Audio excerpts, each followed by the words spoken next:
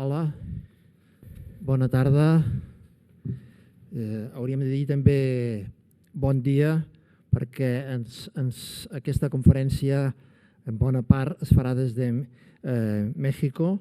Per tant, aprofito per saludar primer de tot el nostre ponent principal, Rodrigo Moreno, investigador de l'Institut d'Investigacions Històriques, professor de la Universitat Autònoma Nacional de México, que parlarà justament des de México en directe y que será el ponente principal.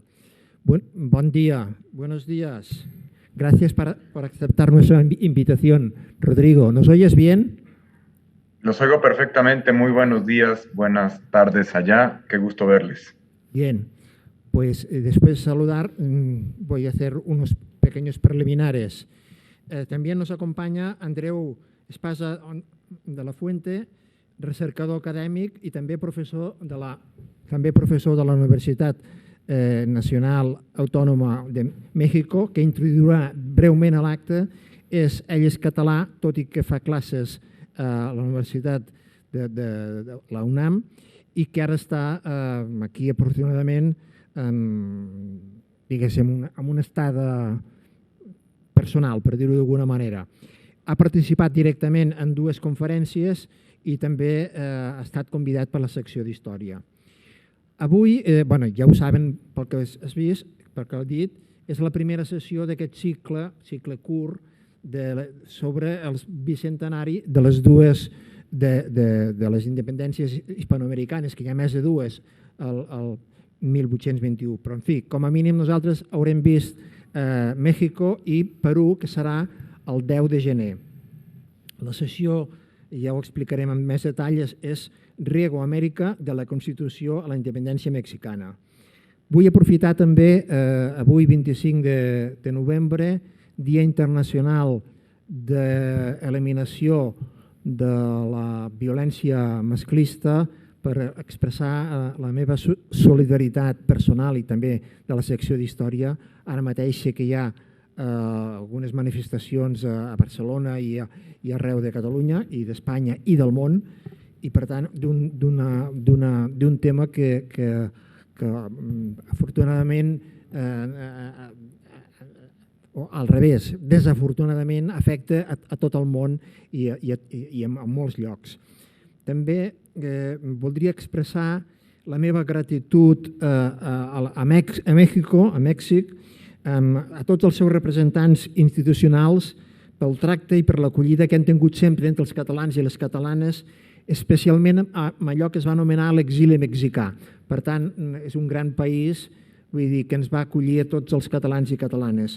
Aprofito també per informar que s'acaba de publicar l'obra Segundo Diccionario de los Catalanes de México, elaborat per Gemma Domènech, José María Murià, Salomó Marquès i Angélica Peregrina, que inclou 2.637 entrades. La majoria són persones exiliades o fills exiliats catalans a Mèxic. De cadascun hi ha una petita fitxa bibliogràfica més o menys extensa. Jo mateix he trobat els meus 5 familiars exiliats arran del 36. Per tant, jo crec que és un tema també, encara que sigui molt col·lateral, que té una relació amb aquest país que ens va acollir. Bé, sense més preàmbuls, ara passaré la paraula. Abans faig una mica de presentació a l'Andreu Espasa de la Fuente, que és, com he dit abans, investigador de l'Institut d'Investigacions Històriques UNAM, doctor en Història Comparada, Política i Social per la Universitat Autònoma de Barcelona, i és professor de l'assignatura Història dels Estats Units. Les seves principals línies d'investigació són orígens del neoliberalisme en Mèxic i Estats Units. Justament acaba de presentar un llibre ara que es diu Història del New Deal, conflicte i reforma durant la Gran Depressió, que hi ha alguna probabilitat de que o bé fem una presentació o una tertúlia, o en tot cas segur que serà de bon llegir per les persones que estan interessades en aquest tema. Sense més preàmbul, per tant, passo la paraula a l'Andreu Espasa i que ell ens farà com una mena d'ambaixador entre Catalunya i Mèxic per introduir-nos en un tema que jo no he volgut entrar perquè és un tema complex, un tema amb moltes ramificacions i que, bé, veurem a veure com el tracta. Bé, en primer lloc, moltes gràcies a tots per ser aquí, moltes gràcies a la secció d'Història de l'Ateneu Barcelonès, al Joan Soler, al Narcís Argemí y sobre todo, muchas gracias, Rodrigo, por haber aceptado estar aquí con nosotros en este acto. Voy a pasar al castellano, lo hemos hablado antes, para que Rodrigo sea consciente más o menos de qué va la presentación, porque más que un ponente secundario, creo que soy un presentador secundario, en el sentido de que el ponente principal es Rodrigo, y eso lo voy a comentar, digamos, unas breves reflexiones sobre por qué creo que es interesante conocer este tema y también presentar un poco a Rodrigo. En primer lugar, es un tema, honestamente, del que tenemos que aceptar que sabemos muy poco. Incluso, yo creo que un buen ejemplo es este fantástico libro de Josep Fontana, La época del liberalismo, que es, digamos, actualmente el libro de referencia para entender el siglo XIX en España, y es un libro que es difícil exagerar en elogios, dedica un espacio muy pequeño a lo que es la independencia de México, unos 3 párrafos más o menos del periodo, digamos, de que vamos a... Bueno, de todo, digamos, desde el 10 al 21. Y una de las cuestiones que plantea Fontana y que me parece muy interesante tener en cuenta es el tema de los sectores sociales, que los sectores sociales que apoyaron la independencia y luego cómo se creó una nueva coalición a partir del trienio liberal que hizo posible la independencia. Lo plantea en términos necesariamente muy simplificadores por el poco espacio que le dedica y seguro que Rodrigo nos puede ayudar a conocer más. Me parece también un tema especialmente interesante para hacer algo que normalmente invocamos y hacemos poco, que es hacer historia global. Y hacer historia global entendiendo que la independencia de México no solo hay que entenderla como parte del colapso de la monarquía hispánica, como parte del colapso del Imperio Español. Eso del colapso del Imperio Español me gusta mucho también la analogía de Tomás Pérez Bejo cuando decía que hay que entender la monarquía hispánica como una especie de Unión Soviética. Hay que entender el colapso de la monarquía hispánica como el colapso de la Unión Soviética, en el sentido de que las naciones que surgen a partir de este colapso tienen mucho más que ver a veces con el propio colapso del sistema que no con un movimiento nacionalista previo, salvando mucho las distancias, evidentemente, porque justamente estamos hablando de algo, otro motivo muy importante para estudiar este tema y hacer historia global sobre este tema es estudiar las independencias. Y estudiar las independencias y estudiar los movimientos nacionalistas, sobre todo entendiendo que es uno de los fenómenos más universales y más propios de la época contemporánea y que a veces justamente por su naturaleza y por su discurso tendemos a pensar que los nacionalismos son muy particulares y muy distintos entre sí, cuando en realidad comparten mucho y sobre todo comparten mucho como una de las experiencias esenciales de la época contemporánea. Luego también otro motivo que me parece importante por el que hay que entender y estudiar y conocer más de este tema es que vemos cada vez más cómo las cuestiones de memoria histórica influyen no solo en los debates de historiadores, influyen en la política de los países, influyen también en la política exterior.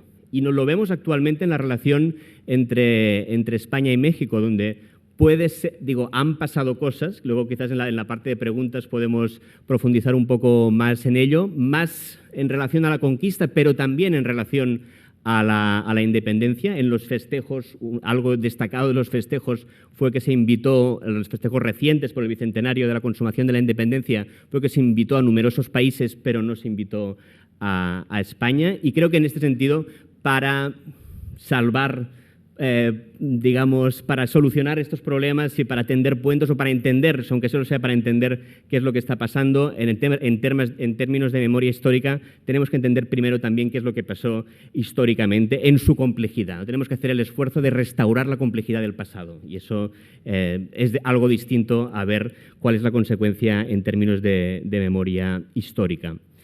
Y digamos, una de las preguntas que creo que los que sabemos muy poco, yo soy especialista en historia de Estados Unidos y realmente pues, sé muy poco. Cuando decíamos esto de historia global y de que no solo forma parte de la historia de España, tenemos que entender también, y Rodrigo ha hecho reflexiones muy interesantes ya sobre esto, que es un fenómeno. No solo colapsa el Imperio Español, ¿no? Es un fenómeno en el que hay Haití, tenemos Estados Unidos y hay relaciones y hay influencias mutuas entre las independencias de Haití, Estados Unidos y las de Hispanoamérica que hay que tener en cuenta. Y yo creo que los que nos acercamos a este tema sabiendo muy poco, sabiendo casi nada, nos sorprende mucho la diferencia entre el impacto que tuvo en España la independencia de Cuba en el 98, el impacto del desastre, el impacto, digamos, en los nacionalismos periféricos, el impacto en el propio régimen de la Restauración y el relativo, aparentemente, poco impacto que tuvo la independencia de México en el 21, que es algo que tiene algo de percepción falsa, tiene algo de realidad. Yo creo que Rodrigo nos puede ayudar a matizar más este contraste, que tiene mucho que ver también en lo relativamente reciente que es el concepto de hispanidad y tiene mucho que ver también en la construcción del Estado-Nación en España durante el siglo XIX, pero sin duda es algo que creo que es una pregunta abierta que creo que necesitamos plantear los que nos acercamos a este tema. Y finalmente, como comentaba Joan, hay algo ahí muy importante que tiene que ver. Uno de los motivos por los que tenemos que saber cosas de la historia de México es la relación especial entre Cataluña y México. Es una relación que efectivamente tiene el punto máximo en el tema del exilio. Tenemos también otros puntos de enlace, como por ejemplo un alcalde importantísimo de Barcelona, como el doctor Robert, era nacido en Tampico, y hay otros vínculos México-Cataluña. Pero evidentemente este es el más importante, sobre todo porque tenemos que pensar que a veces se nos olvida que en los años 40 la capital de la cultura catalana era la Ciudad de México. Donde se publicaban más libros en catalán era la Ciudad de México, donde Tarradellas es nombrado presidente, es en México, y ahí tenemos que tener muy presente, digamos, estos vínculos tan especiales que cuando uno está ahí tiene la sensación que a veces los hemos cuidado muy poco desde Cataluña. Ya no me extiendo más, solo quiero presentar muy brevemente a mi colega Rodrigo Moreno. Somos colegas del Instituto de Investigaciones Históricas en la UNAM. Yo estoy actualmente en una estancia de investigación sabática en la Universidad Autónoma de Barcelona, y él es uno de los grandes especialistas en independencia. Es un gran conocedor del siglo XIX en México y, sobre todo, digamos, tiene premios, tiene muchas publicaciones, pero a mí me gustaría, más que hacer una larga presentación, me gustaría solo destacar y recomendar también, quizás para la adquisición aquí en la biblioteca del Ateneu, su libro más importante, que es La Trigarancia, Fuerzas Armadas en la consumación de la independencia de México. Creo que es un libro muy importante y que recomiendo mucho su lectura, y sobre todo, de nuevo, le agradezco mucho que haya aceptado, y para mí es un gran placer haber podido propiciar este contacto para digamos, difundir más la obra de Rodrigo. Sí, solo añadir que en el blog de historia, historia.ateneubcn.cat, repeteixo, historia.ateneubcn.cat, hi ha les publicacions de Rodrigo Moreno, les d'Andreu Espasa, i també una petita ressenya del que és la funció d'avui, la sessió d'avui, i després d'aquí una setmana aquesta mateixa activitat es podrà veure pel canal Ateneu de YouTube. I res més, ja no em cal dir res més que això. Gràcies. Endavant, adelante, Rodrigo. Muchísimas gracias a ambos, muy estimados Joan Solé y a mi querido Andreu Espasa. Es un gusto para mí estar con todas y todos ustedes desde México. Me encantaría estar presencialmente ahora, al menos que estos tiempos pandémicos nos permitan tener una comunicación fluida. gracias a las plataformas y a las redes. Y me encanta la idea, el reto que plantea Andreu sobre actualizar y discutir el problema de la independencia mexicana en particular, pero desde miradas totalmente contemporáneas. Y entonces por eso les reitero mi agradecimiento a ambos, también a Narcís Argemí, que estuvo al pendiente de todo este enlace, a la gente del enlace técnico de la sección de Historia del Ateneu. Muchas gracias a todos y a el público asistente, a quien no veo, pero que yo espero que termine llevándose algo de esta aproximación a un momento peculiar, puntual, también relativamente ignorado en la memoria colectiva mexicana, que es esta fase peculiar llamada consumación de la independencia, que es lo que nos ha tenido a los especialistas en este año un poco de arriba a abajo, tratando de revisar y de discutir este asunto que es como la otra independencia, la fase final y definitiva del proceso independentista mexicano, pero lo que aquí me gustaría ofrecer es no tanto una revisión tan monográfica y puntual de esos años y de esos personajes, sino ofrecer un conjunto de elementos que nos permitan construir una interpretación actualizada pues en cierta medida global. Me gusta cómo lo plantea Andreu. Para guiarlos y guiarme yo mismo, me gustaría compartir una presentación que he preparado, que espero que no haya dificultad en que ustedes estén viendo ahora mismo. Déjenme compartir la pantalla completa. Ahí confío en que estén viendo solo la presentación y además para que no estén viendo todo el tiempo, me estén viendo magnificado todo el tiempo en esa muy funcional pantalla que tiene la sala Oriol Boigas. Entonces le titulé a esta charla Riego en América de manera un poco amarillista, alarmista.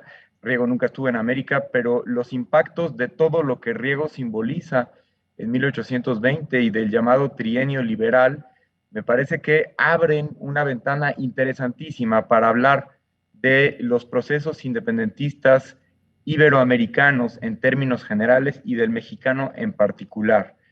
Lo que yo les propongo en estos 40 minutos, no quisiera abusar más de su tiempo, además porque es extremadamente estimulante todo lo que ha planteado Andreu y el diálogo podría más bien correr por ahí.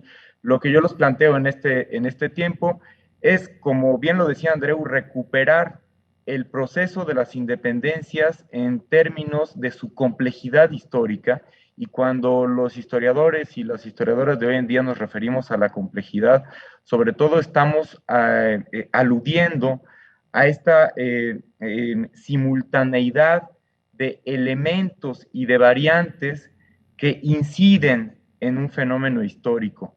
Y entonces, digamos, en correspondencia con ese concepto, es imposible explicar un proceso como las independencias a partir de la simpleza de una causa o encontrando únicamente una consecuencia. Hay que estar siempre al pendiente de muchísimas perspectivas, de muchísimos agentes, de muchísimos fenómenos que están además afectándose los unos a los otros. Esa es la gracia, creo, también de nuestro oficio, tratar de deshebrar esa complejidad y transmitirla en una explicación coherente. A mí me parece que buena parte de la complejidad histórica que tiene que ver con las independencias del continente americano en general, de la América española en particular y de la Nueva España convertida en México también, pasa al menos por dos grandes rubros o dos grandes pilares. Por una parte, la desintegración de las estructuras imperiales. Esto a lo que aludía Andreu, este colapso de las estructuras imperiales que no es un fenómeno exclusivamente español y que tiene que ver con una primera etapa de descolonización global, que es la del continente americano, y que primero comienza con el surgimiento de los Estados Unidos, es decir, con el colapso de una parte de la presencia del Imperio Británico en América, pero continúa con otra parte de la presencia del Imperio Francés en América y el consecuente surgimiento de Haití, y después todo lo que ocurre en la América Española y también en la América Portuguesa. Esto no es un fenómeno exclusivamente español y mucho menos es un fenómeno exclusivamente mexicano. Ese es el amplio marco en el que me parece que tiene que ser entendido este proceso, un marco que se abre en el último cuarto del siglo XVIII y que termina por aparentar que se cierra en la década de los 20 del siglo XIX. Es un proceso muy amplio. Esto por una parte, pero por otro lado, es el surgimiento de los estados nacionales, de los primeros nacionalismos arraigados en los estados nacionales modernos. Una desintegración imperial no tendría necesariamente que haber producido estados nacionales, y en este caso sí lo hace, y son dos fenómenos que podríamos imaginar como dos pies de un mismo cuerpo, que es este proceso de las independencias iberoamericanas, que además está atravesado por lenguajes y por historiografías extremadamente nacionalistas que a veces ubican el foco solo en algunos cuantos acentos. Lo que yo les voy a proponer ahora es un acercamiento puntual, sobre todo desde dos perspectivas. Esto podría verse desde muchísimas más, pero las que me gustaría a mí traer esta tarde son, por una parte, la perspectiva de la guerra como un fenómeno de una extrema alteración de la sociedad, como un fenómeno también de creatividad institucional, pero de devastación, de muerte, de movilización forzada.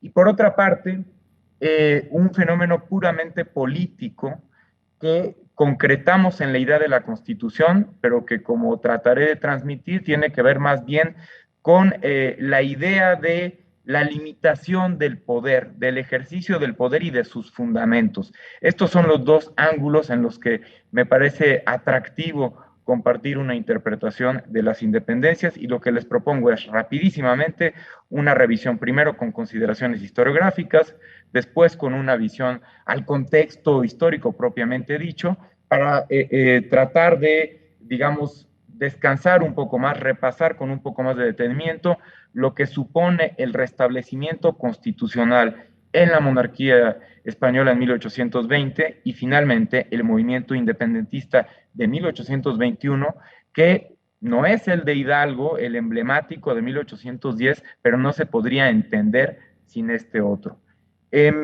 Comencemos con las consideraciones historiográficas. Hablaba Andreu de Fontana. Esto tiene mucho que ver con lo que voy a hablar ahora. Los historiadores casi siempre tenemos que partir del principio de que no estamos revelando una visión del todo novedosa, que siempre estamos revisando interpretaciones dichas, en este caso, en los últimos 200 años. Son 200 años de producción de interpretaciones que dotan de diversos sentidos a este proceso de las independencias, y a mí me parece que si ponemos el foco en el momento del trienio liberal, en el momento de la ruptura definitiva de la Nueva España convirtiéndose en imperio mexicano, ese momento en particular ha sido sujeto de un conjunto de divorcios y de vacíos, más que de malentendidos. ¿A qué le llamo yo un divorcio historiográfico? Creo que es el momento en el que históricamente, es decir, la década de los 20 del siglo XIX, arrancan las revisiones nacionalistas o las historiografías propiamente nacionales, tratando de problematizar distintos aspectos de las trayectorias nacionales. Entonces, tenemos una historiografía muy potente, muy atractiva, con respecto al trienio liberal propiamente dicho, incluso visto desde distintas provincias de la península, visto desde distintos actores, desde muy distintos ángulos, y esto además, que también está en pleno bicentenario, tiene revisiones muy interesantes, pero el común denominador, sobre todo, digamos, del 1820 a 1990 o al año 2000, el común denominador de esas revisiones hechas en la península es una visión del trienio que prescinde mayoritariamente del escenario americano. Es decir, hay tantísimas cosas que estudiar, que entender en esos 3 años, que lo americano, como decía ahora Andreu en la magnífica revisión de Fontana, es acaso una nota marginal o un conjunto de párrafos que no ameritan mayor explicación, no forma parte de ese proceso. Y por el lado americano es otro tanto. En la historiografía mexicana es muy claro que identificamos el momento de 1821 con el nombre de consumación para diferenciarlo de lo que llamamos iniciación de la independencia, que es lo que ocurre con Miguel Hidalgo y con el levantamiento popular de 1810. Pero creo que hay un conjunto de consumaciones en realidad en el mundo hispanoamericano si atendemos a esos momentos en los que efectivamente surgen los estados nacionales. Esto ocurre entre 1816, 17 y hasta 1823, 24 y 25. Y esas consumaciones, atendiendo el desenlace de los procesos independentistas, provienen de tradiciones historiográficas que sobre todo están explicadas en función de cada uno de esos desarrollos casi siempre vistos en términos épicos, como la etapa independentista que rompe las cadenas de sujeción con respecto a una nación que la oprimía. Es decir, es esta idea muy nacionalista de ver que ya había entidades políticas preexistentes en América y que lo que ocurre en las independencias es la recuperación de su libertad. Ya había, por lo tanto, un México colonial, una Argentina colonial, una Colombia colonial. Lo que ocurre en las independencias es que recuperan su libertad. Esta es una visión, desde luego, burda, pero es cierto que, digamos, informa todo el desarrollo historiográfico nacionalista. Y ya las últimas revisiones académicas, no tan pendientes del entusiasmo nacionalista y de los discursos oficiales, igualmente me parece que prescinden de la importancia que tiene particularmente el trienio liberal para entender estos últimos desenlaces de los procesos independentistas. Y que también esto se puede explicar por un fenómeno historiográfico interesante. Son los años que están partidos entre dos épocas históricas. Por una parte, la independencia, que tiene su propia tradición, y por otra parte, digamos, el siglo XIX o el principio de los estados nacionales, que trata de arrancar en los 1820 y 21 muy atrabancadamente y sin atender la complejidad de ese momento. Entonces es una etapa bisagra en la que en realidad no se toma en serio ese contexto como una etapa en sí misma, casi como un proceso histórico en sí mismo. Me parece que hay recientes esfuerzos que están tratando de subsanar estos divorcios, pero creo que nos falta todavía mucho que andar y espero que al final de esta charla quede claro por qué. Ahí solo ponía como ilustración, por un lado, los orígenes de la España contemporánea, un texto clásico fundacional de Miguel Artola, publicado a finales de los 50 del siglo XX, y por otro lado, Luis Villoro, es que son dos figuras contemporáneas, claro, uno es filósofo, el otro es historiador, pero son dos de los textos que los dos publicados a mediados del siglo XX, provocaron toda una corriente revisora con respecto a los procesos de guerra y de independencia, la de independencia de España con respecto al imperio francés y el proceso gaditano en particular, y por el lado mexicano del proceso independentista propiamente dicho. Bueno, el primer planteamiento que busca recuperar un poco el contexto histórico, voy de nuevo a ser muy esquemático, solo me interesa contextualizar ese momento de 1820 y 21 en un proceso mayúsculo de erosión de la legitimidad de la monarquía española en términos generales, pero también de su ejercicio de poder en América. ¿Cómo me gusta a mí explicar la densidad de este proceso, al menos en tres brazos, que ahí los pongo como de manera más o menos simultánea? Y no me gusta ponerle fechas, porque poniéndole fechas podríamos haber asumido que hablamos de crisis política solo de 1808 a 1814, el tiempo de la guerra contra el francés, y que hablaríamos de crisis constitucional solo de 1810 a 1814, cuando se discute y promulga la Constitución Política de la Monarquía Española o la Constitución de Cádiz, y que hablaríamos de restauración solo de 1814 a 1820. Si entendemos estos fenómenos, estas etapas, como experiencias, me parece que esa continuidad de las flechas que les pongo ahí tiene un poco más de sentido, porque cada una de estas eras, en efecto, genera un conjunto de experiencias en los sujetos históricos.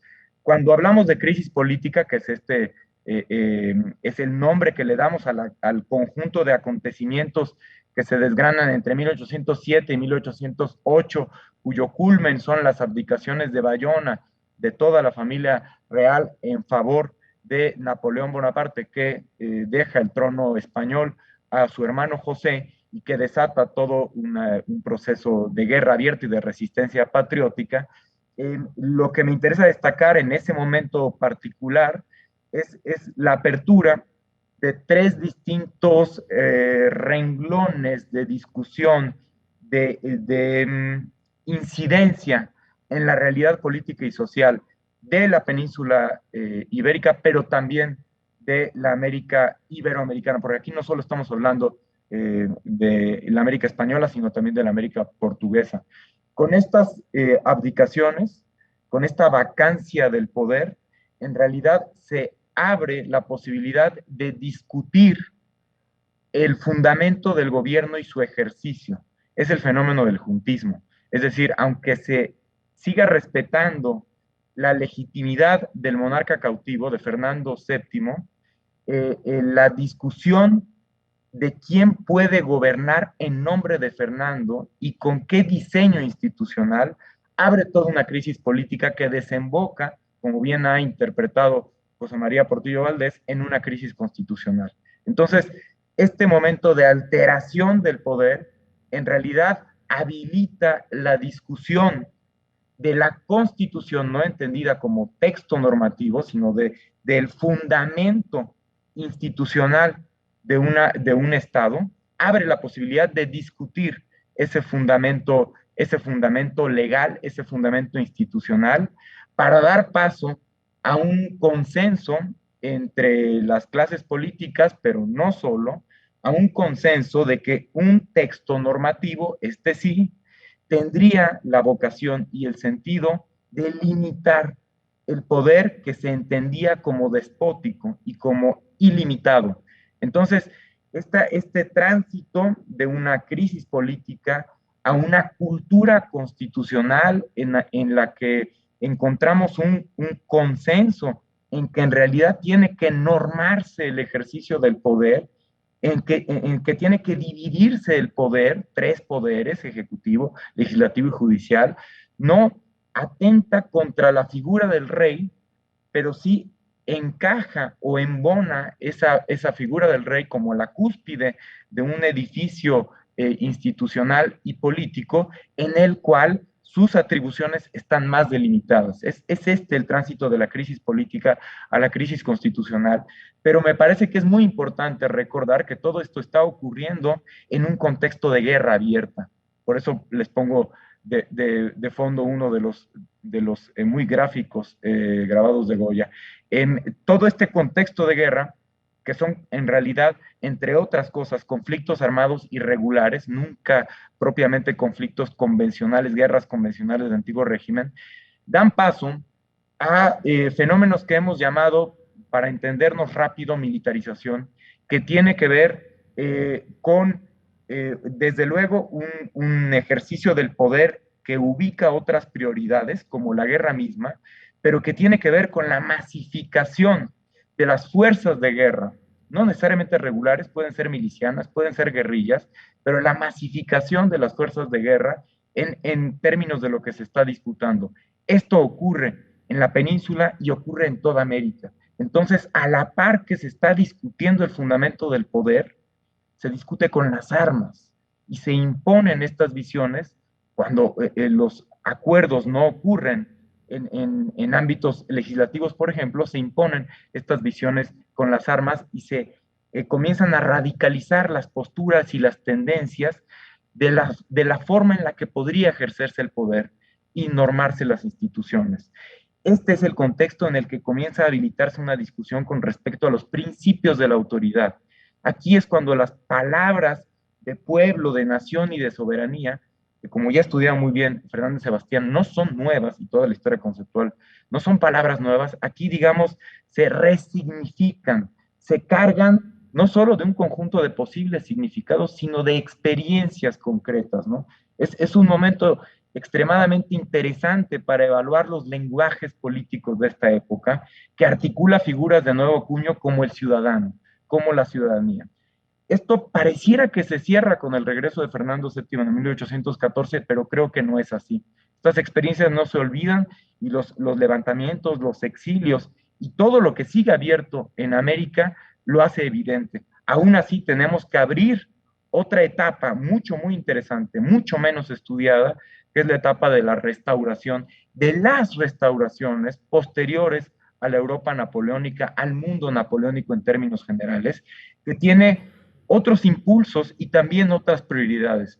Es una etapa que desde luego busca desmovilizar, sobre todo en Europa, la Europa del Congreso de Viena, busca imponer la paz, pero cuando digo imponer es también con las armas en la mano. Es una etapa que literalmente busca restaurar ciertos argumentos, instituciones e impulsos que se supone que la revolución rompió. Entonces es la era de las revoluciones, pero en un momento contrarrevolucionario que no termina, es imposible que vuelva el tiempo atrás, como quería Fernando VII, y que todo se gobierne como se gobernaba en 1808. Y es una etapa particularmente interesante para América, porque es una etapa en la que en realidad los impulsos militares y militaristas terminan por reconquistar buena parte de las provincias que se habían sublevado. Esto lo vemos en Venezuela, lo vemos en la Nueva Granada, lo vemos en la Nueva España, ¿no? No en toda la América, el Río de la Plata en ese momento en realidad ya tiene experiencia independiente y no volverá a reconocerse como parte de la monarquía española, pero es un momento que cambia el sentido de la discusión política y de los canales de subordinación con los cuales se incorporaba América a la monarquía española. ¿Qué implicaciones tiene lo que llamamos el levantamiento de Riego, el pronunciamiento de Riego en el mundo hispanoamericano en términos generales, en el mundo hispánico en términos generales? El primero, el más evidente, es el restablecimiento constitucional. Sabemos que esto no es obra del señor que tenemos ahí retratado, no es una obra exclusiva de Riego. Riego es el símbolo de todo esto, y en su momento también lo fue. Pero lo que el movimiento de Riego supone en primera instancia es que Fernando VII jure por primera vez, porque nunca la juró en 1814, nunca la reconoció, que jure la vigencia de la Constitución de Cádiz como ese marco normativo que tendría que regir los destinos de la monarquía española, y esto echa a andar de nueva cuenta y ahora sí con una observancia más abierta, más contundente, todas aquellas instituciones que se habían diseñado en el Cádiz de la guerra. Señalo particularmente tres, porque son tres niveles distintos, pero no únicamente estos. En el nivel, digamos, hispánico, el de la totalidad de las provincias, las cortes. Abajo, el nivel provincial, las diputaciones provinciales, y en el nivel municipal o local, los ayuntamientos constitucionales. Son instituciones fundamentales para entender el sentido de la representación política que el Código Gaditano había echado a andar. Y las nuevas legitimidades que venían con esto. Cuando digo instituciones representativas, es que estos tres niveles estarían integrados por ciudadanos en el goce de sus derechos políticos que representan a otros. Es la figura del gobierno representativo que en 1820, por un pronunciamiento militar, se tiene que volver a atender, a observar en toda la monarquía española, en todas aquellas provincias que se siguen reconociendo parte de la monarquía española. Aún así, son tantos los canales de discusión y de problemas que abre la observancia del nuevo código en la metrópoli, en el seno de la monarquía española en la península, que el problema americano o la dimensión americana de la monarquía constitucional no es prioritario de las discusiones. En las Cortes de Madrid en 1820, ya no las Cortes de Cádiz de 1812, las de Madrid en 1820, en realidad América nunca es la primera de las preocupaciones. Hay tantísimos proyectos de reforma y reformas que en realidad se implementan en el ámbito agrario, en el ámbito eclesiástico fundamentalísimo, en el ámbito fiscal, hacendario, en la libertad de prensa. Es decir, son tantísimos los canales que dividen partidos, que dividen tendencias, que lo americano en realidad no está presente en el primer lugar de las preocupaciones colectivas, ni en la muy vital y muy interesante prensa y folletería que inunda las calles de la península gracias a la libertad de imprenta. Aún así, América está presente. Hay diputados americanos, sobre todo Nueva España, echa a andar todo un dispositivo electoral y alcanza a enviar diputados americanos que discuten en Madrid ciertas cosas.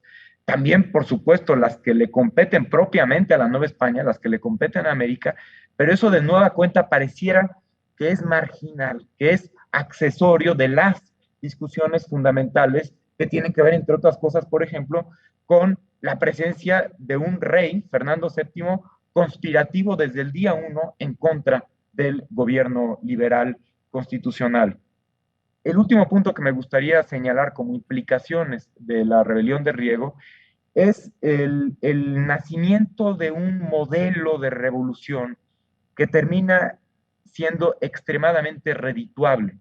No es el primero, en realidad lo que llamamos levantamiento de Riego es el resultado de una tradición fracasada, pero de una tradición de rebeliones y conspiraciones en los años del absolutismo fernandista, entre 1814 y 1820, pero este es el primero que consigue imponer su agenda, aunque propiamente Riego había fracasado como agente y con su contingente. Lo que termina imponiendo la victoria de este movimiento son los movimientos periféricos, o sea, que el conjunto de las provincias presiona al centro en Madrid y no le queda de otra a Fernando que jurar la Constitución en marzo, pero aún así queda la impresión de que el motor de esta revolución, el motor del restablecimiento constitucional, había sido una rebelión militar de un contingente numerosísimo que estaba destinado a América, a controlar las rebeliones independentistas en América del Sur.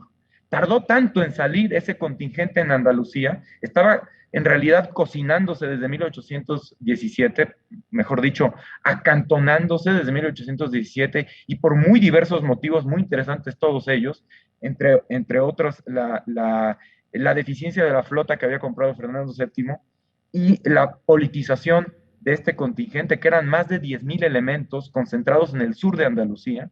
Pero es muy importante no perder de vista esto. Ese contingente estaba destinado a América del Sur.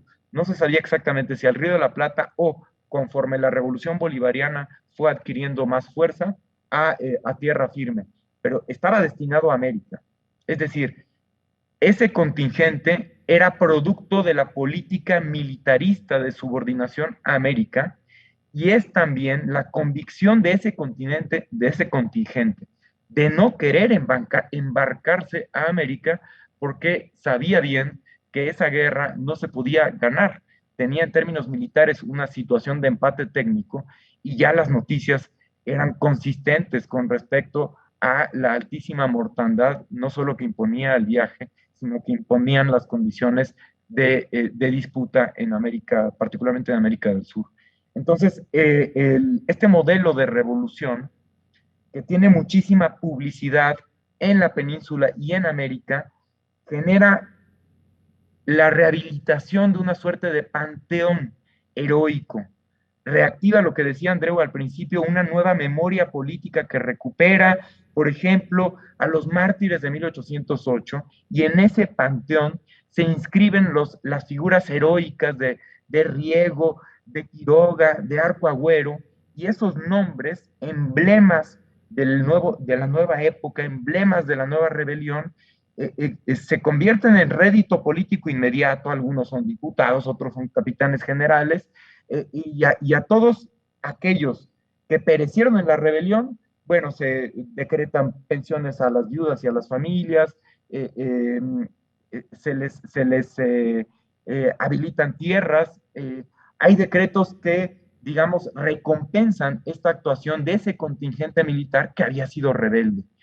Esto, por mucho que haya querido, digamos, dulcificar la publicidad, en realidad es una imagen que se genera abiertamente en la península y que viaja a América y que es percibida por no pocos sectores. Es decir, esta rebelión controlada, esta revolución controlada, tiene muy buena prensa y tiene muy buen rédito político inmediato, se capitaliza muy pronto y constituye, no lo olvidemos, esto es muy importante porque es la otra cara de la moneda, el solo hecho de que se haya revelado una parte del contingente destinado a América, que después haya obligado a Fernando a jurar la Constitución, es la muerte de la política militarista a América. Ese contingente estaba destinado a América y ya no salió, dado que parte de él se reveló. Ese es el fin de la política militarista hacia América. ¿Cómo tendríamos que entender, y voy más rápido cada vez, cómo tendríamos que entender a América en esos años, en 1820 y 1821?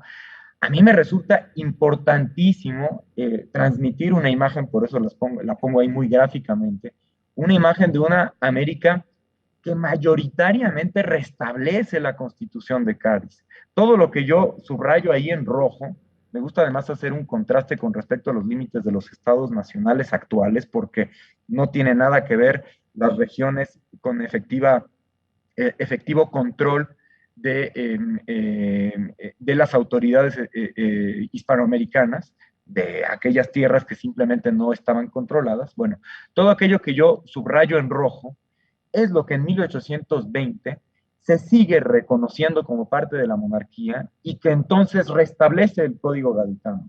Solo pongo al sur con un verde ahí muy chillón, el Río de la Plata, que desde 1810 prácticamente está ensayando distintas configuraciones independientes, ya no hay en realidad ahí una amenaza puntual, presencia militar puntual, sino muchísimos problemas interiores. La guerra es muy abierta, pero entre las propias provincias.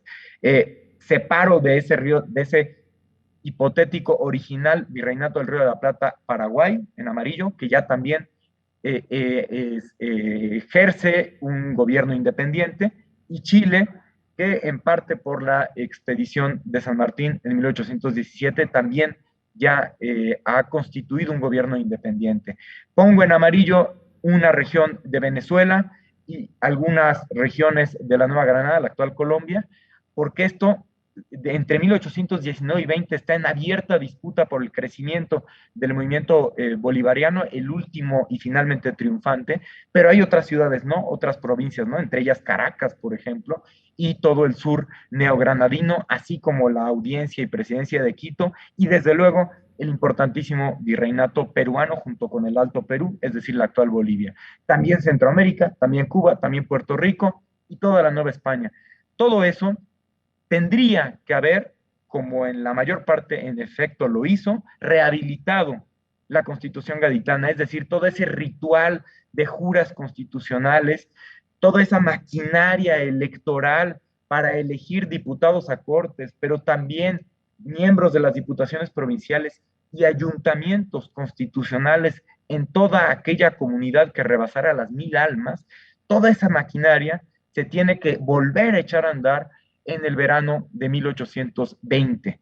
Y con esa maquinaria, en la medida en la que es observada y exitosa, se comienzan a erigir instituciones representativas.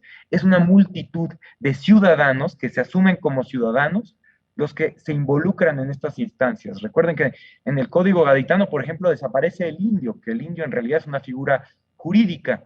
Todos los indios son reconocidos como ciudadanos españoles. Es una transformación del orden político tremendamente radical.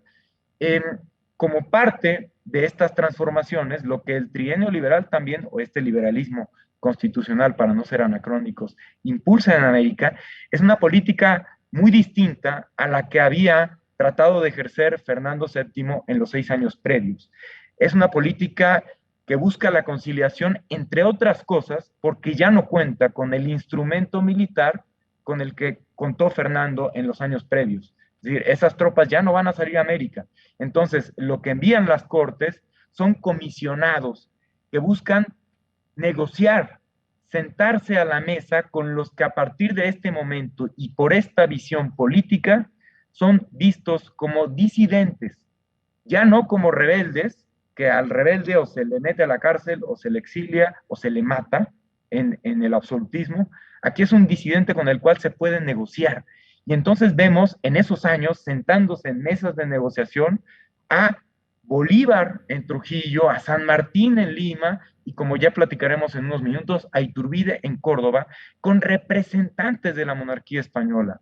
Esta es una imagen inédita en los 10 años previos, la conversión de las rebeliones en disidencias políticas que se asumían desde el ámbito de las cortes, desde las tendencias liberales, que con el respeto a la Constitución, estas disidencias volverían al redil de la monarquía constitucional, es decir, que respetarían la Constitución y que sus demandas serían legítimamente satisfechas dentro del orden constitucional. Eso es lo que se creía desde el ámbito liberal de las Cortes. Desde luego, las tendencias insurgentes, patriotas, independentistas, tenían otra visión de las cosas. Pero este es el cambio de la política conciliadora que me parece que tiene todo este escenario alterado en América impactos muy desiguales.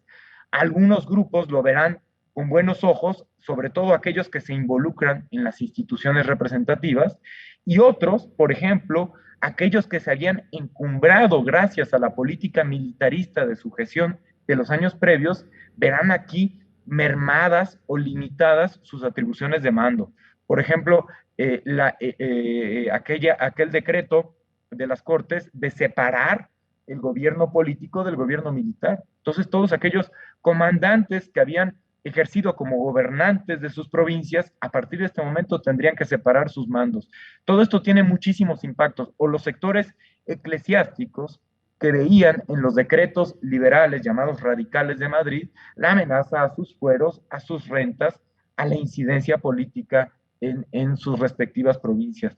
Este es el contexto en el que me parece más comprensible un plan como el independentista de 1821 que se da a conocer en el pueblo sureño de Iguala, que está, digamos, equidistante entre la Ciudad de México y Acapulco.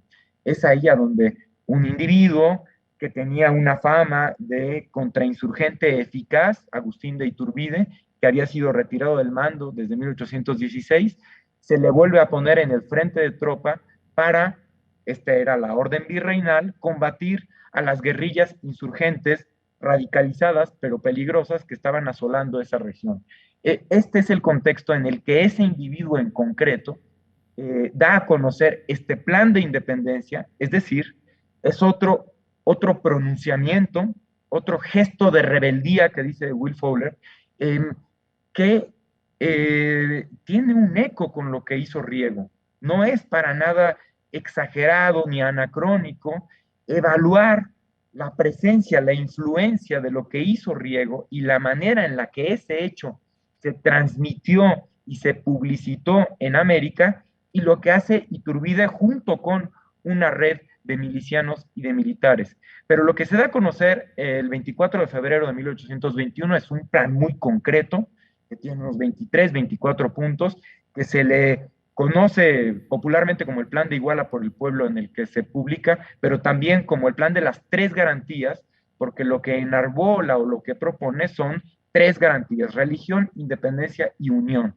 Es un programa político moderado que busca establecer en una entidad política independiente llamada Imperio Mexicano una monarquía constitucional que encabece, esto es muy importante aclararlo, Fernando VII. Se le respeta a Fernando VII la legitimidad de encabezar esta entidad política separada de la monarquía española, y si él no accediera a venir, porque la condición es que venga y jure ese plan en México con las cortes que se instituyan acá, si él no viniera, algún miembro de la familia borbónica gobernante o incluso algún otro príncipe europeo. Es decir, es un plan, primero, conservador en este sentido, monarquista, que respeta ese principio de autoridad y que respeta incluso a la figura emblemática de Fernando VII como cabeza de la monarquía española, pero aquí creando una entidad política independiente. Es un plan también muy conservador en el sentido en el que busca proteger, dice el plan, la religión, cuando en realidad más que proteger la religión es proteger los intereses de la Iglesia, que se ve amenazada en cierto sentido por esos decretos radicales de las Cortes de Madrid. Y es un plan que busca un tipo de unión y un tipo de igualdad un tanto distinta a la que ofrecía el orden gaditano, porque el orden gaditano, como quizás algunos recordarán, marginaba el reconocimiento de los derechos políticos, por ejemplo, para las castas y los descendientes de africanos. Este plan reconoce una igualdad independientemente de los orígenes de los individuos, entonces amplía este sentido de ciudadanía y sobre todo destaca o subraya un tipo de unión que busca generar una distancia con respecto a la rebelión popular de 1810, que en los años más radicales ubicó como uno de sus blancos de combate al español, o como se le decía en ese momento en estas tierras y hasta cierto punto todavía en la fecha, Cachupín. Es decir, ese programa político en sus versiones más radicales buscó erradicar al Gachupín o eliminarlo de los puestos de mando. En cambio, de 1821, buscaba conciliarlo, respetar además sus propiedades, por ejemplo. También buscaba construir una suerte de brazo armado, un ejército, que protegiera este plan, pero que en realidad lo impusiera y lo propagara por el resto de las provincias que habrían de integrar un imperio mexicano que en el plan no quedaba para nada definido. Era una entidad todavía muy vaga. Algunas claves para entender este movimiento en su desarrollo, para ya ir concluyendo y escuchar sus intervenciones y sus preguntas. Este movimiento independentista que se le llama la trigarancia por las tres garantías, me parece interesante explicarlo al menos en dos canales o en dos ejes. Por una parte, un canal militar que está habilitado a partir de esas experiencias de guerra de los últimos 11 años sufridas en la Nueva España en particular. Estamos cerrando un poco el foco. Pero sin esas experiencias de guerra, no podríamos explicar la presencia de una infinidad de cuerpos armados en todo lo ancho y largo de la Nueva España. Eso no existía. En realidad, en la América española, la presencia de ejércitos del rey era menor, era anecdótica, era reducida y era inexperta. Y la presencia de milicias provinciales, otro tanto. En realidad, lo que se articula como cuerpos armados surge en la década de guerra. Y eso que se articula es una de las bases, es uno de los corredores por los cuales transita este proyecto, porque son cuerpos que se mantienen activos y que ya tienen sus propios intereses, sus propias agendas. Entonces, me parece a mí muy interesante entender al ejército de las tres garantías, no únicamente en términos, digamos, operativos, como un ejército militar que opera y que tiene sus propias batallas, porque las tiene, porque es un movimiento que también tiene una faceta bélica. Me parece más interesante también, o necesario entenderlo también como ese mecanismo que propaga el movimiento de las tres garantías, como una red de contactos, una red social en la cual ese programa va fluyendo y va adhiriendo apoyos. Y me parece que es por esta faceta militar del movimiento independentista que entendemos que la trigarancia es una suma de pronunciamientos, es una réplica de pronunciamientos cuartel tras cuartel, así como ocurrió en Andalucía y como ocurrió en Galicia, por ejemplo. Hay un principio, un chispazo en cada una de las provincias que está protagonizado por estos militares y milicianos de nuevo cuño. Ese protagonismo militar y miliciano es un producto de la era de las revoluciones y de las guerras, y será un común denominador del siglo XIX hispanoamericano. Es importantísimo tener esto en cuenta. Y por otra parte, es imposible entender este movimiento trigarante sin una faceta política habilitada por el restablecimiento de la Constitución. Porque así como ocurren chispazos en los cuarteles, también ocurren negociaciones y adhesiones en el seno de los ayuntamientos constitucionales que en la Nueva España, gracias a la Constitución, habían pasado de unos 40 o 50 propietarios en el antiguo régimen a 1000 ayuntamientos en todas las provincias de la Nueva España. Son estos individuos ciudadanos conscientes los que están negociando en cada comunidad, en cada pueblo, la adhesión a esta nueva independencia, a esta independencia concreta establecida en un plan preciso. Entonces, no es un movimiento que podamos entender por la voluntad de un sujeto, sea Agustín de Iturbide o quien sea, o un insurgente como Vicente Guerrero, sino una suma de voluntades, sino un movimiento que va negociando y propagándose pueblo a pueblo y provincia a provincia. Me parece que es interesante entonces entenderlo como un movimiento en desarrollo y no como un desenlace que se veía venir, como un desenlace totalmente teleológico. Por eso me parece interesante volvernos a parar en 1821 y recuperar esa contingencia histórica, esa serie de futuros posibles, la gama de perspectivas que habría la publicación de un plan como ese y a lo largo de su desarrollo, qué era lo que pudo haber pasado para, bueno, digamos, sorprendernos un poco por la consecuencia final, por sorprendernos un poco por ese tipo de ruptura que establece un imperio mexicano monarquista, pero que bien pudo haber ocurrido de otra forma, que bien pudo haber traído un príncipe europeo, como decía el Plan de Iguala, o como después se subrayó en los tratados de Córdoba, y como estaba discutiéndose en algunas cortes europeas. Esto era una realidad, como ocurrió en Brasil, por ejemplo, que en todo el siglo XIX estuvo gobernado por un monarca de sangre legítima, digamos, de los Braganza, por Pedro II como heredero de Pedro I. También pudo haber ocurrido la permanencia en la monarquía como se estaba negociando en las Cortes de Madrid. Hubo un plan que estaba discutiéndose en el verano de 1821 que dividía a América en secciones, cada una de las cuales estaría encabezada por un infante borbónico y que tendría sus cortes, su sección legislativa y un tribunal. Era una especie de Commonwealth británica lo que se estaba proponiendo, no fraguó. También pudo haberse reconquistado. Esto podría revelar en parte la respuesta a una de las preguntas que decía Andreu, ¿por qué no tuvo tanto impacto? Porque Fernando, por ejemplo, estuvo convencido de que América sería reconquistada y lo buscó, y cuando se restableció como monarca absoluto, fue esta sí una de sus obsesiones, y envió algún cuerpo expedicionario salido desde Cuba, porque Cuba se mantuvo en la monarquía. Entonces pudo haberse reconquistado y había individuos en México independiente que también lo buscaron.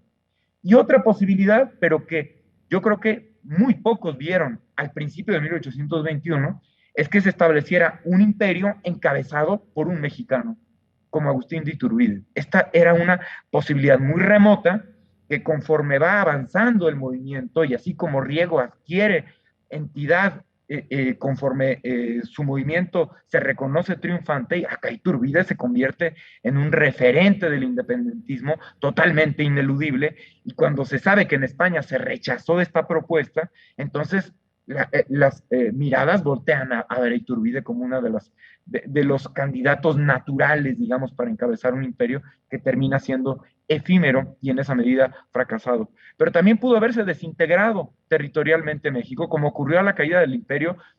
Ubicamos la desagregación de Centroamérica, que era parte del imperio mexicano, pero estuvieron muy cerca de desincorporarse a un estado mexicano, el estado de Oaxaca, Jalisco, Yucatán, Chiapas, que era parte de Guatemala, terminó siendo parte de México. Esto estaba en discusión y yo creo que es importante recuperarlo históricamente.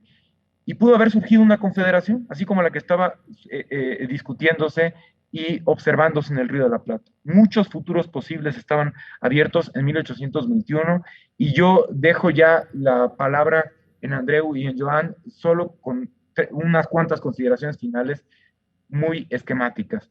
Creo que tenemos que entender, es interesante recuperar, entender las independencias como estos procesos complejos, visibles a partir de muchas variables.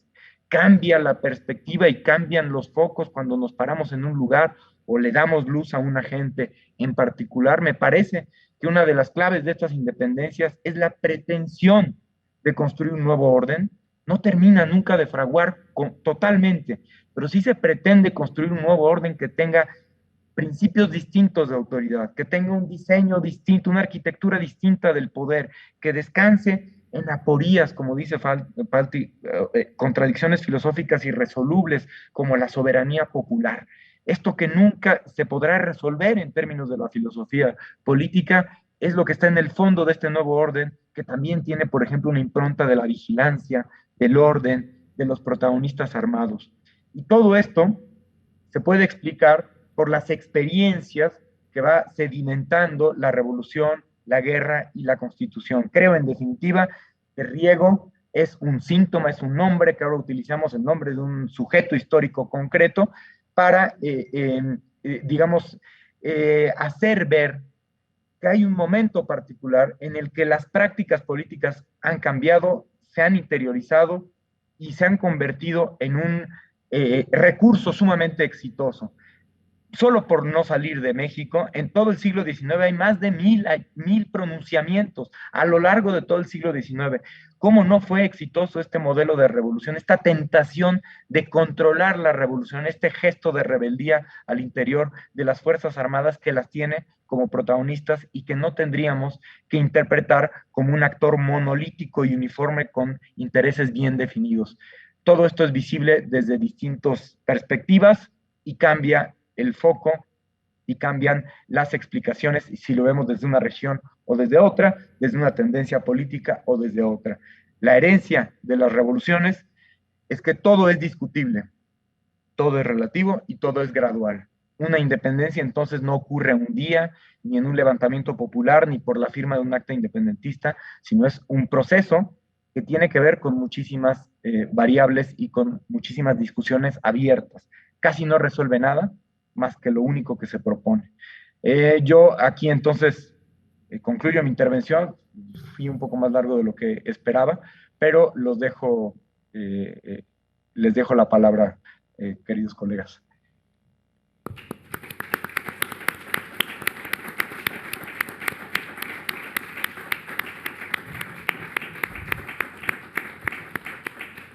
Muchas gracias, profesor Rodrigo Moreno. A ver, si hay palabras, sobre todo si puede ser preguntas o intervenciones breves, porque yo al menos me he quedado algunas preguntas, ¿no? Porque partiendo desde mi desconocimiento, no diré absoluto, pero muy grande de lo que es y lo que supuso la independencia.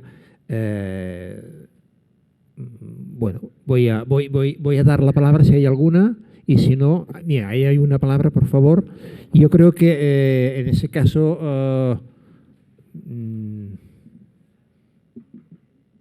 bien. Rodrigo, supongo que lo vas a oír bien. Hola, buenas tardes. Mejor ¿Me oís casi bien? sin más. Sí. ¿Me oís bien? Sí. Sí. No, os quería plantear una pregunta breve, pero has planteado muchas posibilidades, ¿no? de cómo podía fluir el proceso revolucionario. Yo la pregunta es, ¿qué influencia o falta de influencia hay con la independencia americana, norteamericana, es decir, con Estados Unidos? No se ha nombrado en ningún momento. Sí. Y claro, la experiencia era muy cercana históricamente, ¿no? Gracias. ¿Contesto ahora o juntamos algunas preguntas? Sí, puede responder, ¿no? O mejor, no sé. Sí, si hay más preguntas, pues... ¿Hay otra pregunta? ¿Hay alguna? Sí, otra. Buenas tardes. Muchas gracias. Una intervención y una presentación muy interesante. Mi pregunta sería, ¿qué papel tuvieron en este contexto revolucionario independentista los pueblos indígenas de México? Es que desconozco en qué situación se encontraban, qué papel tuvieron respecto, si se mostraron a favor de esta independencia liberal de descendientes hispánicos, si estuvieron en contra, ¿cuál fue su papel? Gracias. ¿Alguna pregunta más? Yo tengo una, si puedo también, y es hasta el 28 de abril de 1836 el Reino de España no reconoce la formación del Estado o de la nación mexicana, ¿no? o del imperio, no sé cómo llamarlo ya. ¿Qué razones le llevaron a reconocerlo o a no reconocerlo? ¿Qué hizo, no sé si como reino o como país o como Estado, qué lecciones sacó o no sacó España de todo este proceso?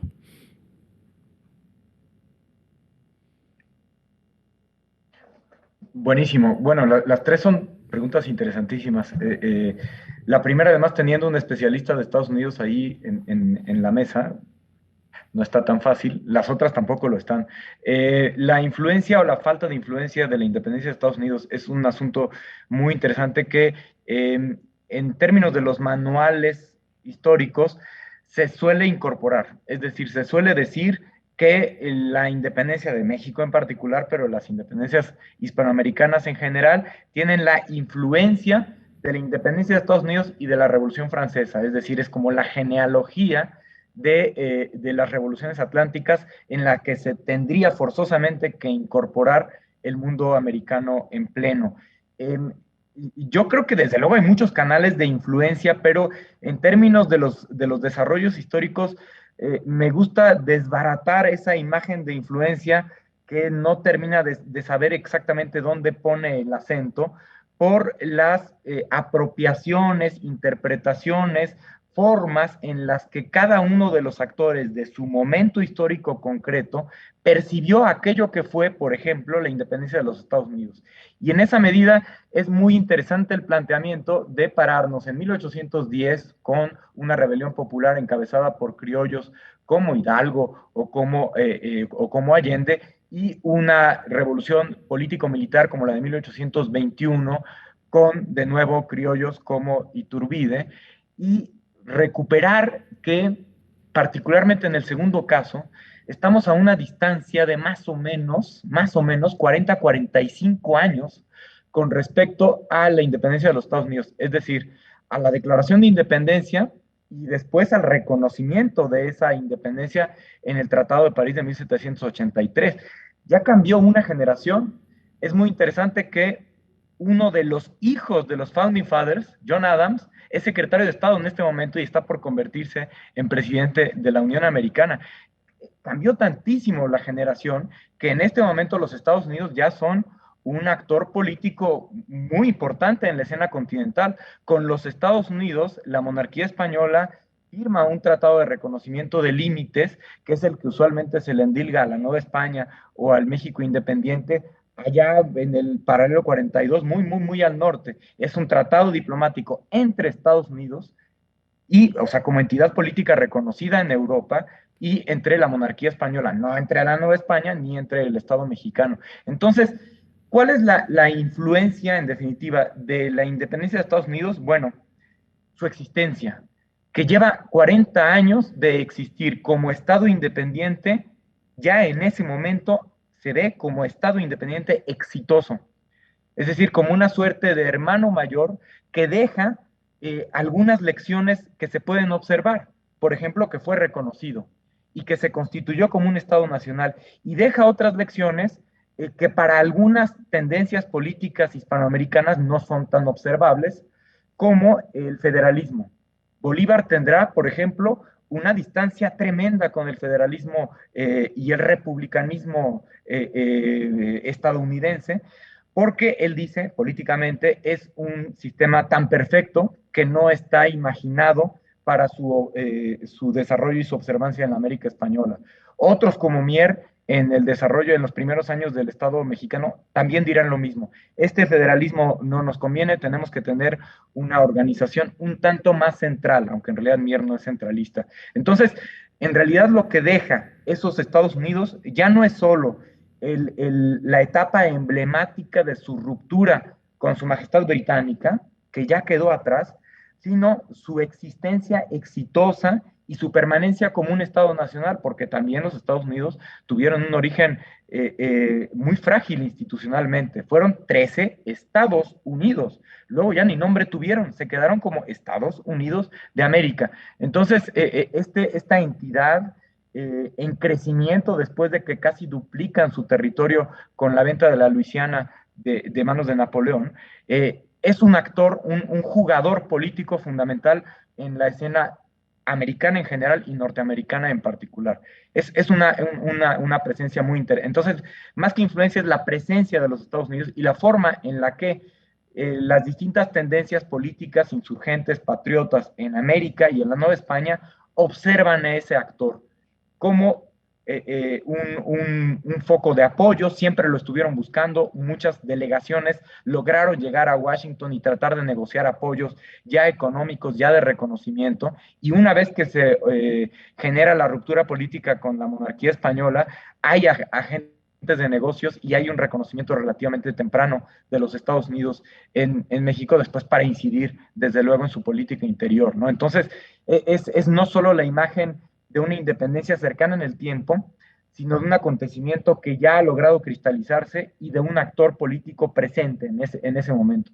La impresión sería muy otra si habláramos, en vez de Estados Unidos, de Haití, por cierto, un actor político también fundamental y un ejemplo, solo que muy distinto al de los Estados Unidos. El papel de los pueblos indígenas en todo el proceso independentista es un asunto cada vez mejor estudiado y muy diverso. Un asunto que había sido visto de manera, muy nacionalista durante 170 años. Es decir, la lectura nacionalista es los indios, es México, las comunidades indígenas son en realidad la esencia, el corazón de México y por lo tanto eran esos pueblos los que estaban padeciendo mayoritariamente las condiciones de opresión de un régimen colonial, estoy aludiendo a la historiografía nacionalista, de un régimen colonial, por lo tanto, no podían sino integrarse a la lucha, de hecho, protagonizar una lucha independentista que habría de romper esas cadenas de sujeción. Bueno, esta interpretación ha sido ya cada vez más complejizada por estudios historiográficos, por ejemplo, los de Eric Van Jong, que han dejado ver que la rebelión independentista de los primeros años no tiene una agenda uniforme, que aquello que proponen los insurgentes criollos políticamente organizados, que después fraguan, por ejemplo, la Constitución de Apatzingán, que están imaginando un Estado nacional, que declaran una independencia en 1813, esa organización política no necesariamente está compartida por las muy diversas comunidades indígenas, que esas comunidades indígenas, por ejemplo, dice Van Jong, están sobre todo incorporándose a una lucha pero para la defensa de sus propios intereses comunitarios.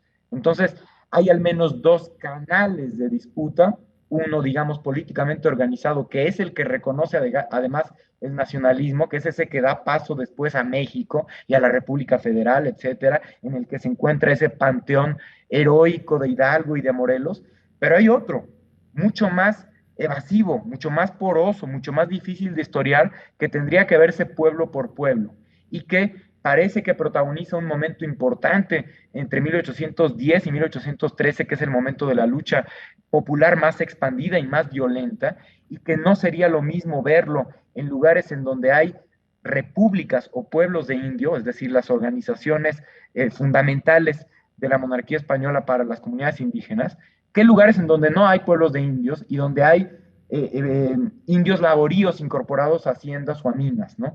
Las preocupaciones socioeconómicas de esos grupos son extremadamente diversas. Sé que no estoy contestando, pero mi imagen sería ofrecer una idea de diversidad de intereses muy difícilmente comprensibles bajo la idea de los indios.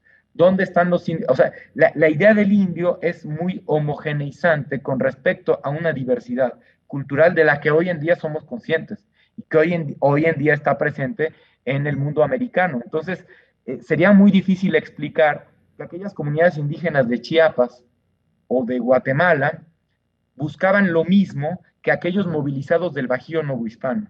Sería muy difícil también encontrar que esos grupos eran semejantes, por ejemplo, a los comanches del norte, recientemente muy bien estudiados por el libro de Pekka Hamalainen, recientemente traducido en Barcelona, por cierto. ese grupo comanche, esa nación comanche que Hamalainen interpreta como un imperio, bueno, nunca fue subordinado ni a la monarquía española, ni al Estado mexicano, ni a los Estados Unidos. Hay una contrahistoria, hay una historia contrafactual de lo que pudo haber ocurrido con naciones indígenas que tenían otra forma de asumirse y de percibirse a sí mismas.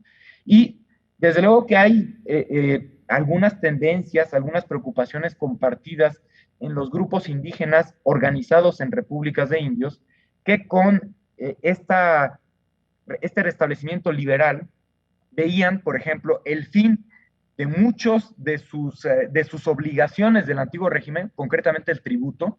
Esto es un asunto que atraviesa toda la rebelión, el fin del tributo como un impuesto de sujeción. El tributo es una insignia del indio. El indio es una figura jurídico-fiscal. ¿Quién es indio? Quien está gobernado por una república de indios y paga tributo. Cuando la Constitución española dice aquí todos somos ciudadanos españoles, no hay ni repúblicas de indios ni tributo. Entonces, al no haber tributo, hay una igualdad fiscal muy interesante, pero que, esto es muy interesante, está muy bien visto ahora, para muchas comunidades no fue favorable. Muchas comunidades preferían pagar tributo, pero no pagar alcabala, no pagar el resto de impuestos a que estaban obligados como ciudadanos.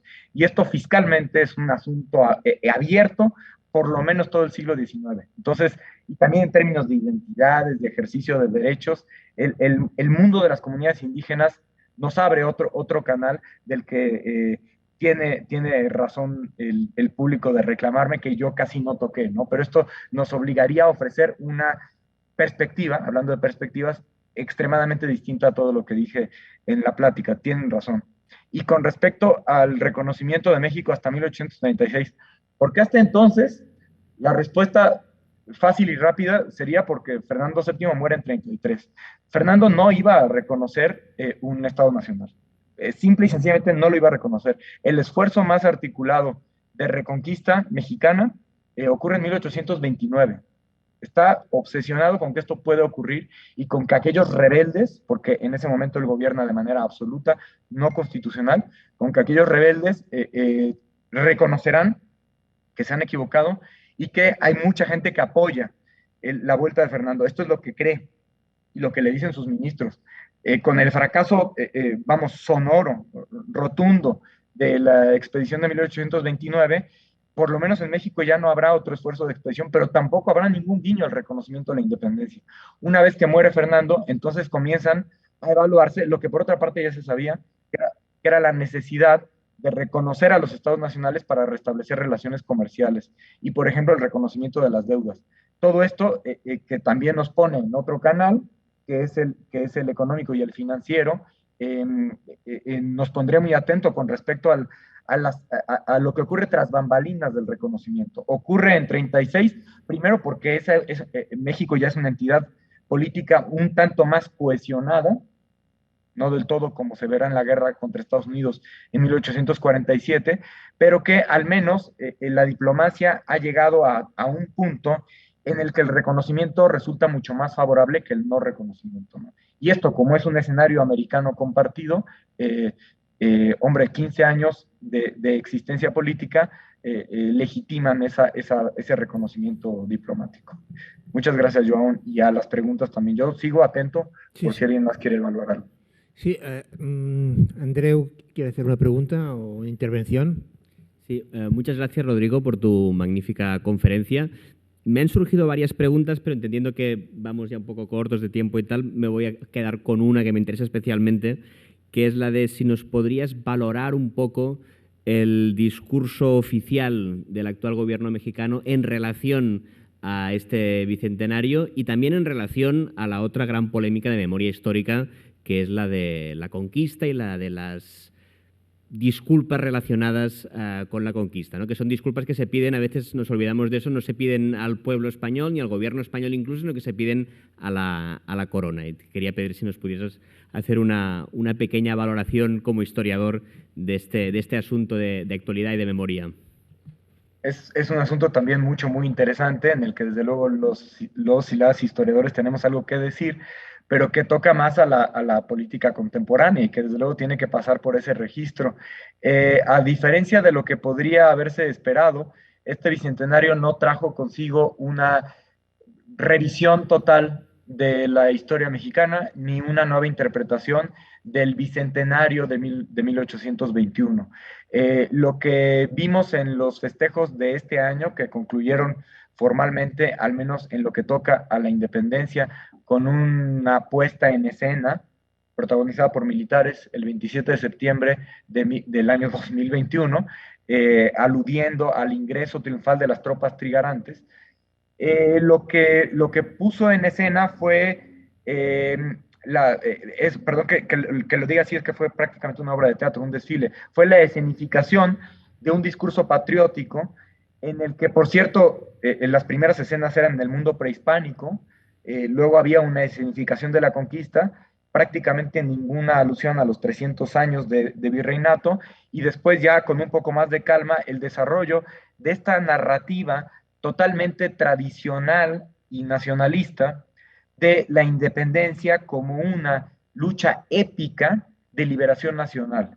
Una lucha épica que tiene desde el día 1 bandos perfectamente identificables y homogéneos, que son los españoles y los mexicanos, tal cual.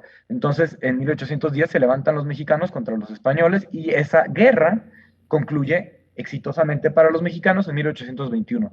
La caricaturizo más de lo que de por sí estaba siendo sintetizada en el discurso oficial, pero esta es la idea en realidad que digamos, cimenta el discurso político oficial de este gobierno, y creo que cualquier otro habría hecho lo mismo. Ni siquiera los gobiernos de derecha se habrían atrevido a lo que algunas tendencias políticas sí propusieron y han propuesto siempre con respecto a 1821, que es la recuperación de Iturbide como el libertador de la patria, en contra de Hidalgo o de quien sea. Iturbide como el verdadero... la figura de Iturbide es fascinante en ese sentido, porque se ha convertido en un emblema, desde su fusilamiento en 1824, de facciones mayoritariamente conservadoras. Entonces hay todo un culto, incluso un tanto subterráneo, por ahí soterrado, que se puede ver en redes incluso, y este año se vio, con respecto a lo que la conmemoración en realidad podría haber despertado, podría haber levantado, que es una versión totalmente conservadora del relato independentista y por lo tanto de la historia de México. Una versión histórica, también la voy a caricaturizar, pero en la que desde luego hay una valoración positiva de la dominación española, en la que hay una valoración muy positiva del imperio de Iturbide, no solo como el libertador, sino como el gobernante traicionado, el autor de la independencia y de una ruptura que además en esta versión se hace ver como totalmente conciliadora y pacífica. Él puso de acuerdo a todo mundo, y es una versión que después va revisando cada una de las etapas del siglo XIX y XX mexicano, con más o menos, y no me voy a meter aquí en Honduras, pero que sobre todo pone los acentos en los momentos más conservadores. Esto no ocurrió en el discurso oficial. Lo que ocurrió es una recuperación, por lo demás previsible, de la impronta insurgente, independentista radical, en el 1821, es decir, hubo desde luego una recuperación de la figura de Vicente Guerrero. Aquí hablamos de emblemas, ¿no? El héroe es eso, es un emblema en realidad de valores. Son valores históricos los que se proyectan en el tiempo, ¿no? Y entonces Guerrero es la persistencia, la lealtad, la valentía, el independentismo intransigente que termina pactando con Iturbide porque Iturbide le da la independencia, pero Guerrero termina imponiéndose, y no olvidemos que Guerrero termina convirtiéndose en presidente de la República Federal en 1821, después igualmente traicionado y fusilado a los 2 años. Entonces, sí hubo un intento por recuperar la figura de Guerrero, como había ocurrido en 1971, en el sesquicentenario, cuando por decreto se hizo ver a Guerrero el consumador de la independencia. Aquí no se toca nunca Hidalgo. Hidalgo es el independentista, los libertadores son Hidalgo, Morelos, Allende. Los gritos que se dan cada 15 de septiembre son por Hidalgo, Allende, Morelos. Nunca nadie va a meter ahí Iturbide. En el siglo XIX sí se hizo. Pero ahí está Guerrero. Ahí siempre estará Guerrero. Y en 1971, cuando gobernaba Echeverría, sí hubo un decreto para reconocer a Vicente Guerrero como el consumador. Y me voy más para atrás, en 1921 en el primer centenario, hubo toda una discusión para quitar de las letras de oro de la Cámara de Diputados el nombre de Agustín Iturbide. Esto es toda una revisión de la memoria histórica que nos podría desembocar en cosas como las que bien hace Tomás Pérez Bejo o Virginia Guedea.